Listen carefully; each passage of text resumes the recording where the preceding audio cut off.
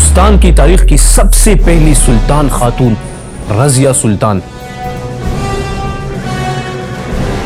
جو صرف 31 سال کی عمر میں سلطانہ بنی۔ اپنے بھائیوں کے مقابلے میں یہ اکیلی خاتون پوری دلی کا سلطانہ بنی اور بنتے ہی پوری ریاست کو اپنے کنٹرول میں لیا۔ رضیہ سلطان کی کہانی کو سمجھنے سے پہلے اگر آپ اس چینل پر نئے ہیں تو چینل کو سبسکرائب ضرور کریں۔ یہ کہانی شروع ہوتی ہے آج سے 1000 سال پہلے، جب عباسی خلافت کا ڈکلائن شروع ہوا۔ مسلمان آپس میں لڑ رہے تھے اور ہندوستان چھوٹی چھوٹی ریاستوں میں تقسیم تھا۔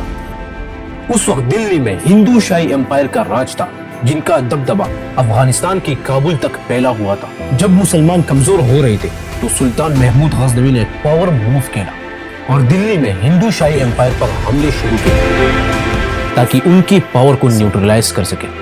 یہ بالکل ویسے ہی تھا جیسے آج کل ایران امریکہ اور اسرائیل کی پاور کو چیلنج کر رہا ہے۔ محمود غزنوی کی انہی حملوں کی بہت ہی ٹائم بعد افغانستان میں غوری امپائر کے بادشاہ شہاب الدین غوری نے اپنی نظریں افغانستان سے دلی کے اوپر رکھی۔ غوری نے دلی کو فتح کرنے سے پہلے پنجاب کو اپنا ٹارگٹ رکھا اور غزنوی ڈائناسٹی کی آخری سٹرانگ ہولڈ لاہور کو چھین کر سلطان خسرو ملک کو قید کر لیا۔ اس کے بعد غوری نے دلی میں پرتھوی راج چوہان کو شکست دے کر دلی کو فتح کیا۔ غوری کا اپنا کوئی اولاد نہیں تھا، تو جب لوگ اس سے پوچھتے تھے کہ آپ کے بعد اس سلطنت کا جانشین کون ہوگا تو غوری جواب دیتا کہ میرے ہزاروں بیٹے ہیں، میرے ترک غلام۔ غوری نے اسی ترک غلاموں میں کئی غلاموں کو اپنے کمانڈرز کے طور پر رکھا تھا۔ تو جب غوری نے دلی کو فتح کیا، اس نے اپنے سب سے فیورٹ غلام قطب الدین ایبک کو دلی کا کمانڈر منتخب کیا۔ غوری کی مرنے کے بعد اس کے فیورٹ غلام قطب الدین ایبک نے دلی میں مملوک سلطنت کی بنیاد رکھی، لیکن جلد ہی لاہور میں وہ پولو کھیلتے ہوئے گھوڑے سے گر کر مر گیا۔ قطب الدین ایبک کے بعد اب تخت پر اس کا داماد التتمش بیٹھ گیا، جو خود بھی کبھی ایک غلام تھا۔ التتمش نے آ کے اس امپائر کو منگولز کے حملوں سے اور کئی اور حملوں سے بچا لیا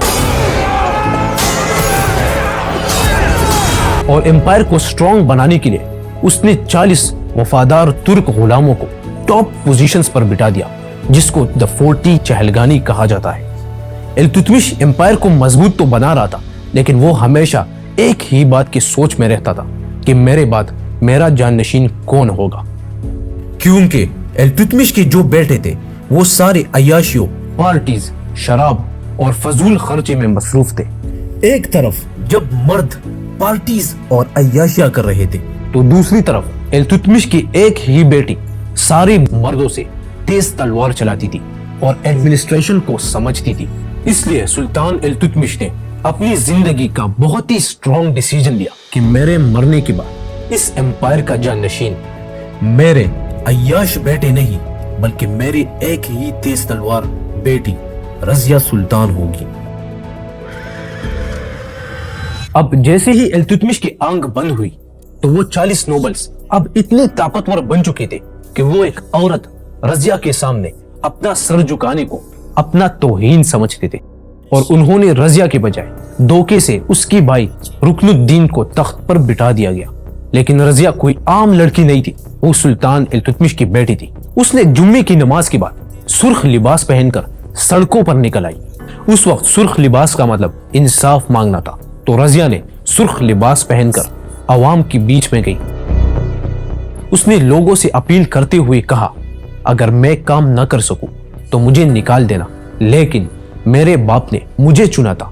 یہ ہندوستان کے ہسٹری میں سب سے پہلا پبلک مینڈیٹ تھا کہ عوام نے رکن الدین سے بغاوت کر کے رضیہ سلطان کو تخت پر بٹھا دیا۔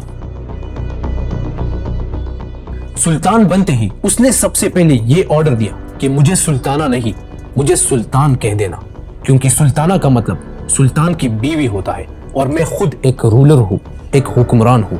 اس نے پردہ توڑا اور مردانہ کپڑے پہننا شروع کر دیا۔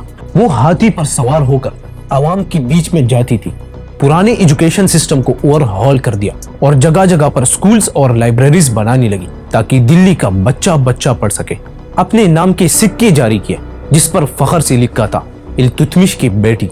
ट्रेड रूट्स बनाई और ताजिरों की सहूलत के लिए कुएं खुदवाई ताकि ताजिर रास्ते में तके होकर ताज़ा पानी पी सके। मर्दों की मोनोपोली खत्म कर दी और ओपन दरबार लगाया जहां हर आदमी इंसाफ मांग सकता था। Like she was administrative genius जो सोशल वेलफेयर और हर इंडस्ट्री को एम्पावर करता था। अब रजिया सुल्तान तो रियासत के लिए इतने बड़े बड़े काम कर रहे थे, लेकिन वो 40 नोबल्स अभी भी रजिया सुल्तान के खिलाफ साजिशें कर रहे थे। तो उनकी पावर तोड़ने के लिए रजिया सुल्तान ने अफ्रीका के एक गुलाम जमालुद्दीन याकूत को अपना एडवाइजर बनाया। यही उनके लिए टर्निंग पॉइंट बना। जब उनके पास कुछ नहीं बचा था तो उन्होंने रजिया सुल्तान के ऊपर कैरेक्टर असैसिनेशंस के अटैक किए और उनको बदनाम करने के लिए एक भी कान नहीं छोड़ा और हर जगह ये अफवाह फैलाई कि इस गुलाम और रजिया सुल्तान के बीच अफेयर्स चल रहे हैं। ये उनकी सस्ती पॉलिटिकल मूव थी ताकि रजिया का मोरल ग्राउंड पर कमजोर किया जाए। इन्हीं 40 नोबेल्स में बठिंडा का गवर्नर अल्तुनिया भी शामिल था। तो इन सब ने मिलकर अल्तुनिया को रजिया सुल्तान के खिलाफ उकसाया और उससे कहा कि तुम रजिया सुल्तान के खिलाफ बगावत शुरू करो और जब रजिया सुल्तान तुम्हारे खिलाफ दिल्ली से निकलेगी तो हम यहाँ पर कब्जा करेंगे। बठिंडा की गवर्नर ने ऐसा ही किया। वो इन बाकी नोबेल्स के बहकावे में आ गया और रजिया सुल्तान के खिलाफ बगावत शुरू की। तो जैसे ही रजिया सुल्तान उसके खिलाफ दिल्ली से निकल गई तो इन दोनों के दरमियान बहुत बड़ी लड़ाई हुई जिसमें वो गुलाम रजिया सुल्तान का एडवाइजर जमालुद्दीन याकूत मारा गया और रजिया सुल्तान को बठिंडा की जेल में कैद कर लिया। अब रजिया सुल्तान के पास जब कोई हल नहीं बचा था तो उसने अपना एक आखिरी कार्ड खेला और उसने दिल्ली पर दोबारा हमला करने के लिए बठिंडा की गवर्नर अल्तुनिया से शादी कर ली। इन दोनों ने एक नई फौज खड़ी कर दी और दोबारा दिल्ली को हासिल करने के लिए दिल्ली पर हमला किया। लेकिन इसी जंग में बदकिस्मती से उन्हें बहुत ही टफ शिकस्त हुई और वो दोनों अपनी जान बचाने के लिए भाग गए क्योंकि उनके पास कुछ नहीं बचा था। उनके जो फौज रह गए थे उन्होंने भी इनका साथ छोड़ा। रजिया और अल्तुनिया अपनी फौज हारने के बाद कैथल हरियाणा की तरफ भाग रहे थे। काफी दिनों से भागकर वो लोग बहुत थक चुके थे तो उन्होंने रास्ते में एक दरख्त के नीचे पनाह ली। वहां की मकामी लोगों ने उन्हें मुसाफिर समझकर उन्हें खाना खिलाया और उनका बहुत ख्याल रखा। रजिया उस वक्त मर्दाना लिबास में थी लेकिन उन दोनों के कपड़े बहुत कीमती थे।